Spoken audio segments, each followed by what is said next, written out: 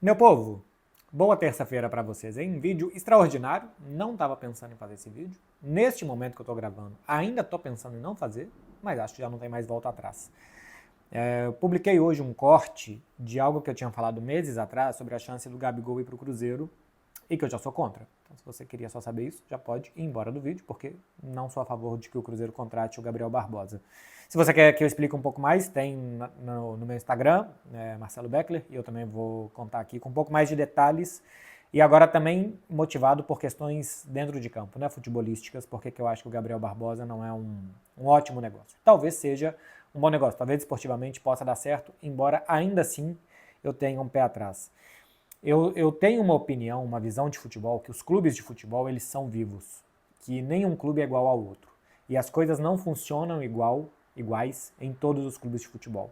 Por exemplo, o Flamengo eu acho que tem como perfil que jogadores como o Gabriel Barbosa deem certo, que geram amor e ódio da própria torcida, quase que nas mesmas proporções, e que tá todo mundo bem com isso. O Flamengo em 2009 foi campeão brasileiro com um elenco que tinha jogadores que também extra-campo chamavam muita atenção, e dentro de campo também, né? É, Zé Roberto, Adriano Imperador e outros jogadores que, assim, eram tudo isso e de vez em quando não eram nada disso, assim como o Gabriel Barbosa é, e que em outros clubes esse tipo de coisa funciona. O que eu conheço de Cruzeiro é que o ambiente, o ecossistema, a vida do Cruzeiro é diferente disso. Não comporta esse tipo de paixões. Eu acho que normalmente o cruzeirense quer um mar mais calmo, até o estilo de vida do Belo Horizontino, do Mineiro, enfim, aqui vai mais longe do que o futebol. Eu lembro que em 94 o Atlético tentou fazer uma Selegalo e não deu, que em 2001 o Cruzeiro contratou o Edmundo e não deu, e por aí vai, assim, umas aventuras de contratar jogadores muito midiáticos, bons jogadores. O Edmundo dava certo antes do Cruzeiro e depois do Cruzeiro, já em final de carreira, deu certo em outros lugares. Mas que esse tipo de jogador muitas vezes não funciona fora de um ambiente, de um ecossistema que seja muito favoráveis a que eles possam ser o que eles são, com os seus defeitos e com as suas virtudes, e que eles possam render dentro de campo.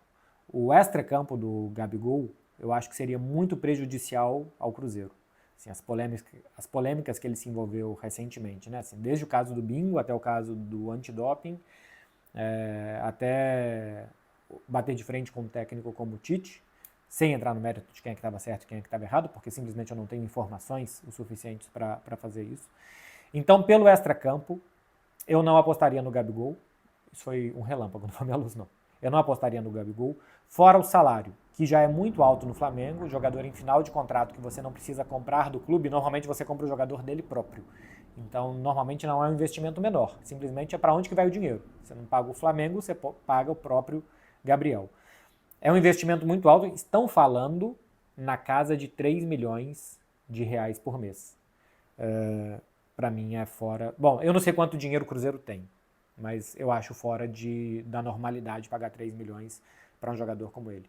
E eu digo que eu não sei o tanto de dinheiro que o Cruzeiro tem, porque por mais que saia a cada ano o balanço econômico dos clubes, a gente sabe que a gente está numa era do futebol brasileiro que vem um dono, assina um cheque e está tudo resolvido, e eu sou contra isso. Sou contra isso no Cruzeiro, sou contra isso no Atlético, no Bahia, no Botafogo, sou contra no Palmeiras disfarçado de Crefisa como foi anos atrás e disfarçado de Parmalat como foi décadas atrás. Eu sou contra porque eu acho que não é justo, não é fair play que os clubes possam disputar competições contra outros, sendo que vira uma competição de quem tem pai mais rico e não competição de quem é mais organizado, quem consegue fazer melhor futebol. É quase que uma outra questão, mas entra aqui, né? Porque a gente para de avaliar o poder que os clubes têm, o que eles geram, para avaliar o que o dono quer fazer naquele momento.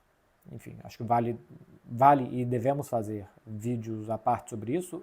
Eu e Fred, inclusive, já fizemos um Fred Beckler Explicam para falar exatamente sobre fair play financeiro no Brasil, e já falei também em outras oportunidades, simplesmente porque o Cruzeiro está prestes a gastar uma milionada em um jogador, e se a gente vai ver o tanto de dinheiro que o Cruzeiro ganha, não corresponde a isso. Mas assim, o Cruzeiro está dançando exatamente a mesma música que quase todos os outros times do Brasil estão. Então não estou vilanizando o Cruzeiro, estou vilanizando quase todos. Porque eu não acho que isso seja justo e saudável com o futebol brasileiro. Indo para dentro de campo, eu peguei para ver aqui desde que o Gabriel voltou ao Brasil, né, desde o Santos em 2018. Os 4 primeiros anos dele no Brasil, de 2018 a 2021, ele teve uma média de gols superior um gol a cada 2 jogos, né? A meio gol por partida. No Santos ele fez 27 gols em 52 jogos. Depois, em 2019, o ano mágico do Flamengo, 43 gols em 59 jogos. Em 2020, 27 gols em 43 partidas. Em 2021, 34 gols em 45 jogos. A partir de 2022, eu olhei com mais lupa, porque cai o desempenho do Gabriel, e para olhar o que está acontecendo, o que aconteceu. Em 2022 ele fez 29 gols em 63 partidas, nem sempre começando como titular, nem sempre jogando 90 minutos. Ele teve uma média de um gol a cada 170 minutos, o que dá uma média superior a um gol a cada 2 jogos, né? Meio gol por jogo para o Gabigol. Só que em 2023 e 2024 essa média cai bastante. Em 2023 foram 20 gols em 58 jogos em números frios. Se a gente for olhar por minutos, um gol a cada 201 minutos. Ele não marcou a partir de agosto. Fez um gol contra o Curitiba 20 de agosto e depois passou meses sem ir às redes. E esse desempenho se manteve em 2024. O Gabriel fez 7 gols em 35 jogos, não esteve em campo muitos minutos desses jogos, um gol a cada 192 minutos. Teria que ser um gol a cada 180 para ter uma média de um gol a cada 2 jogos, né? Então essa média piora ainda mais. E olha que esses 7 gols que ele tem, eu tinha feito isso na semana passada, mas assim, tem um gol contra o Vasco, naquele 6-1. Tem os 2 gols da final da Copa do Brasil contra o Galo.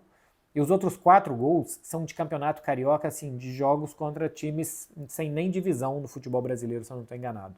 Então, mais da metade dos gols do Gabriel esse ano foram assim. Eu sei que teve problema com o Tite, o treinador não confiava, o jogador ficou sem confiança, que ficou tudo isso. Isso vem desde 2023 também, né, de quando o Tite assumiu o Flamengo, embora a seca do Gabriel já tinha começado antes. Mas é fato que o jogador está rendendo pouco. E também é fato que ele rende momentos decisivos, né? Fez gol em final de Libertadores, para cá e para lá, assim. É um jogador muito peculiar, o Gabigol. De muita personalidade, de momentos decisivos, chamar a responsabilidade, a perna dele não treme, mas também é um jogador rebelde, né? Assim, ocupa normalmente a posição que quer dentro de campo. A gente viu outro dia o Felipe Luiz dando bronca nele logo depois o Gabriel fez a atuação que fez contra o Atlético Mineiro. Gera um pouco de caos. Um pouco não, eu acho que ele já era bastante caos. Eu assisti o Gabriel num Flamengo e Atlético em 2022, Copa do Brasil, o Galo ganhou de 2-1. Era o primeiro jogo do Dorival, se eu não estou enganado, no comando do Flamengo. Eu lembro que assim, eu achei o Gabriel o jogador mais caótico em campo. O que tem pontos positivos e negativos. Naquele dia foram só pontos negativos, porque eu acho que ele jogou mal. Mas ele sai da posição, ele vai buscar a bola onde normalmente não precisa. Tem muita atitude, mas de vez em quando o futebol é coletivo e você tem que esperar que a bola chegue até você tem que esperar no seu espaço e tal. Enfim, ele tem esses 2 polos que geram esse caos que eu acho que ele tem dentro e fora de campo. Os números não são bons, né? Assim, se a gente pega que um jogador nos últimos 3 anos não conseguiu ter média superior a um gol a cada 2 jogos, não são números que afiancem você a contratar um jogador pagando 3 milhões de reais por ele. Outra coisa é que você possa recuperar aquela versão dele de 2021 para trás, que já são 3 anos para lá. Pode ser que aconteça. Eu não acho que, voltando ao início do vídeo, que o ambiente de Cruzeiro seja um ambiente que recupere esse tipo de jogador. Fazer uma selezeiro, uma seleção de jogadores que chegam sem nenhuma identificação com o clube, com a cultura do clube, com os valores do clube e que esses jogadores vão dar certo, eu não faria. Eu acho que é contra a identidade do clube, contra a vida do clube e contra um ecossistema que normalmente funciona dentro do Cruzeiro. Eu não faria esse tipo de contratação. Acho que o Cruzeiro é um clube que normalmente jogadores já em final de carreira, às vezes até dão certo, assim, jogadores que já, às vezes já tinham quase que dado o que tinham que dar, por exemplo, o Aristizábal, o Dagoberto, o Borges, o Maldonado, e mais para trás também o Palhinha, que saiu meio renegado do São Paulo, e outros jogadores também que saíram naquela troca de 5-2 do Serginho e do Belletini para o São Paulo, os que foram para o Cruzeiro e tal. Mas normalmente o Cruzeiro é um lugar que os jogadores querem de novo alavancar a sua carreira e estão muito afim disso.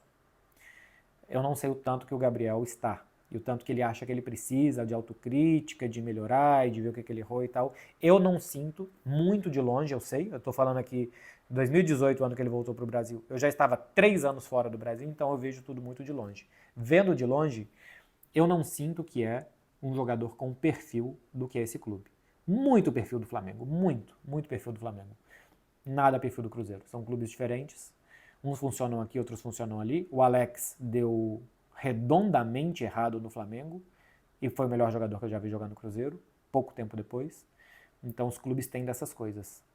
Vamos ver o que o que o Gabigol fará no Cruzeiro, mas eu não gostaria, tá? Se eu tivesse 3 milhões de reais para contratar um jogador, eu olharia o mercado com mais lupa, talvez alguém mais jovem, ou talvez alguém até assim, uma carreira já mais pro fim do que pro meio, mas ainda com vontade de fazer alguma coisa. O Atlético, por exemplo, foi atrás do Hulk, né? Assim, um jogador que deve custar mais ou menos isso, não sei quanto que o Hulk custa, e olha o tempo de retorno, e olha a identificação dele com o Atlético. Não sei se o Gabriel vai construir isso no Cruzeiro, porque Hulk e Gabriel acho que tem perfis bem diferentes, e Atlético e Cruzeiro, por mais que também tenham, mas estão na mesma geografia, estão no mesmo lugar, e eu acho que isso conta muito. Enfim, acho que eu deixei bem claro aqui o que eu acho da ida do Gabigol pro Cruzeiro.